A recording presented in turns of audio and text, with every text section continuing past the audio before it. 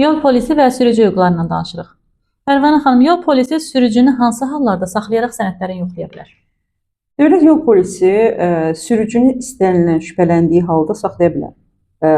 Saxlayıb sənədlərini yoxlaya bilər.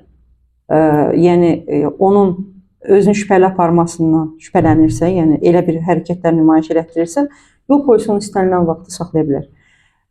Sənədsiz idarə etdikdə, sərxoş halda idarə etdikdə, yəni bunları avtomobil axtarışda olduqda, bəli.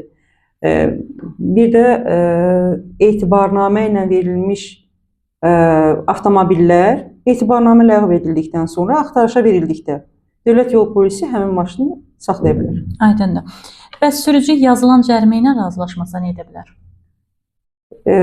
Dövlət yol polisinə birinci şikayətini ünvanlaya bilər, ondan sonra məhkəməyə müraciət edə bilər. O dövlət yol polisinin şikayətini hansı formada eləyə bilər? Onlayn. Yol polisi sürücünün avtomobilinə hansı hallarda cərimə meydançasına apara bilər?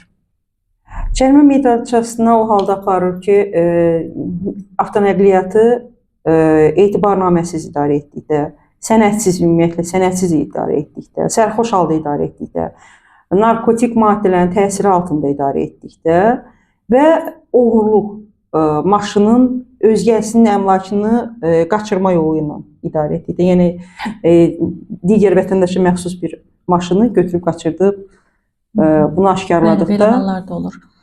Bir də yanılmıramsa təhlükəli manevr. Bəli, təhlükəli manevrlər, yaxşı xatırlatdınız onu mənə. Əgər sürücü yol hərəkət qaydalarını xüsusilə pozduqda, yəni təhlükəli manevrlərlə maşını idarə etdikdə dövlət yol polisinin ixtiyarı var ki, onu saxlayıb cərimə meydançasına aparsın. Aydın. Təşəkkür edirəm Pərvanə xanım.